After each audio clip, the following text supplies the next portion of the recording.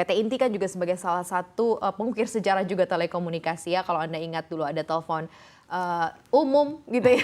Ini mungkin mengingatkan kita kepada PT Inti dan kiprahnya sejauh ini. Dan sekarang sudah mengikuti transformasi industri telekomunikasi yang sangat besar nih. Pak Edi, yang kita butuhkan juga kalau kita bicara cost, kita berharap end user juga bisa menanggung cost yang tidak terlalu tinggi. Kan itu harus dari basicnya, perusahaan juga harus bisa melakukan efisiensi. Anda melihatnya seperti apa Pak Edi? Ya, Sis Maria dan teman-teman gini, kalau saya ngelihat industri telekomunikasi saat ini gitu ya, satu hal, optimisme dulu. Karena size-nya di Indonesia itu sangat gede, huge begitu, dan juga opportunity-nya. Sekarang kita lihat deh, tadi teman-teman menyampaikan dari jaringannya, dari sisi cost-nya.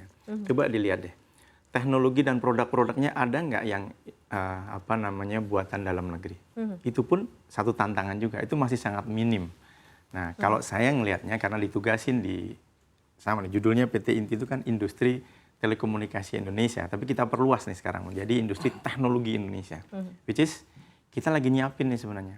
Kalau sekarang teman-teman membangun dengan tadi area geographical yang begitu luas, itu masih didominasi oleh perangkat-perangkat yang datangnya dari luar.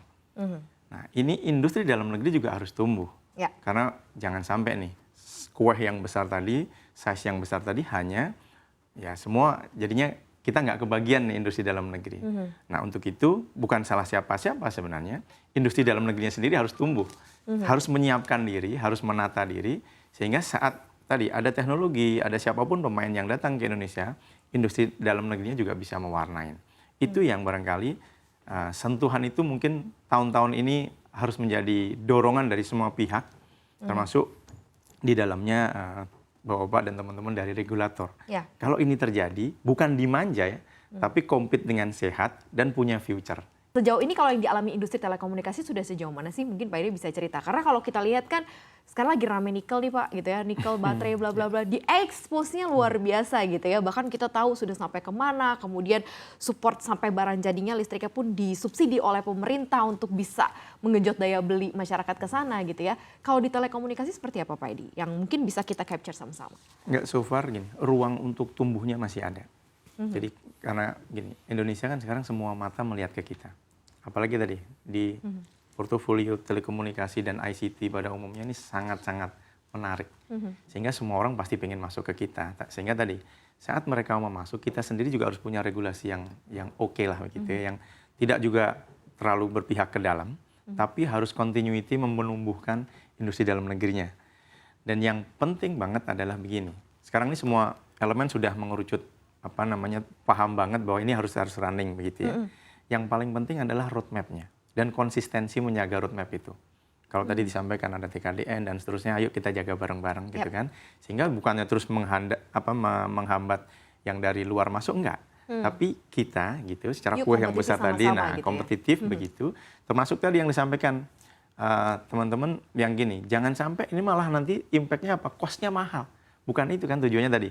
Ini harus sampai dengan ke masyarakat, diterima dengan pricing yang wajar begitu, masih bisa compete sehingga industrinya tumbuh, termasuk jangan lupa juga pasti itu nanti akan menyerap tenaga kerja yang cukup signifikan di kita. Dan jangan lupa juga nih Sis Maria, kita bicara telekomunikasi dan ICT sekarang udah jadi blend begitu ya. Pasti juga bicara digital yang nggak bisa dipisahin. Benar. Ayo dicek lagi. Sekarang perangkat dan teknologi digital yang pure buatan Indonesia ada tapi masih minim.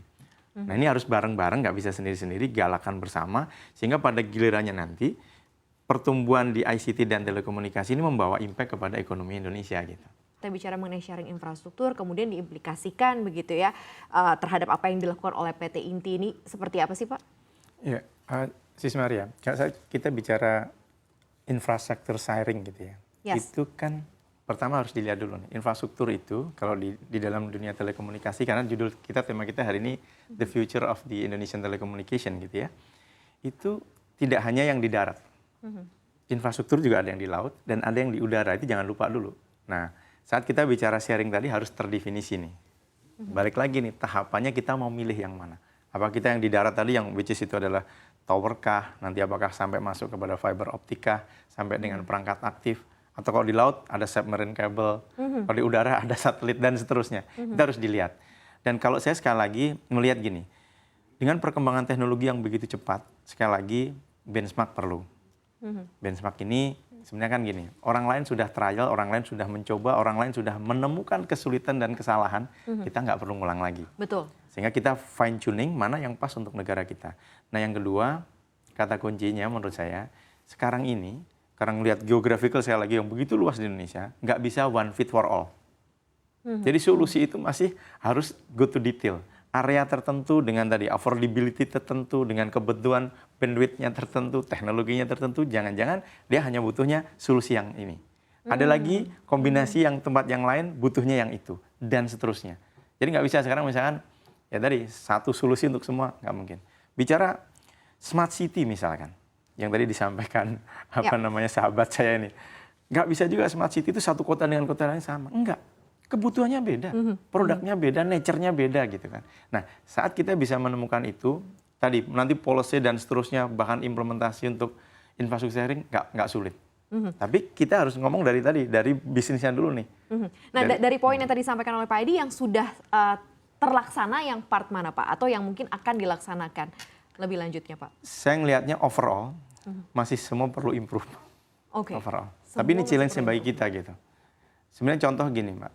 Negara yang bisa kita contoh saat bicara, misalnya khusus kita bicara smart city. Ada beberapa negara Eropa itu yang sudah sangat canggih lah gitu. Tapi juga nggak mungkin semua langsung kita copy paste ke negara kita kan. Balik lagi, objektifnya kita mau apa? Menyejahterakan rakyat, tadi disampaikan juga apakah PAD-nya. Ini kan pilihan-pilihan yang harus diparitokan. Mana yang didulukan, bukannya semua nggak penting, semua penting. Tapi kalau kita pengen semua, akhirnya nggak dapat semua nanti. Tapi harus diparitokan, mana yang duluan. Karena kita semua serba limited. Waktu terbatas, budgetnya terbatas, tadi daya beli masyarakat juga pasti ada yang keterbatasannya dan seterusnya. Nah, saat definisi tadi dicapai, roadmap-nya dibangun, itu akan magic. Once itu nggak ada, ya kita nanti diskusi, tahun depan ketemu lagi, diskusi lagi yang sama.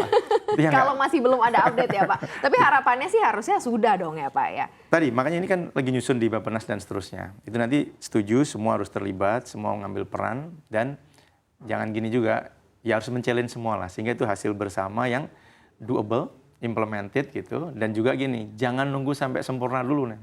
Orang lain sudah bergerak juga nih, nunggu sempurna nanti nggak jalan-jalan kita. Tapi oke lah, ya kira-kira udah semifinal begitu harus di running, dan harus ada gut lah, keberanian untuk dunia telekomunikasi ini, sektor telekomunikasi ini menurut saya gula-gulanya sangat banyak di Indonesia. Nah kita ini pemain bisnis ini sebagai semut-semutnya, ini juga harus menata diri tadi bersama-sama dengan para pihak begitu ya, untuk berbagi peran, berkontribusi yang endingnya, ayo kita punya roadmap yang kira-kira memadain begitu, diimplementasikan, dikawal bareng.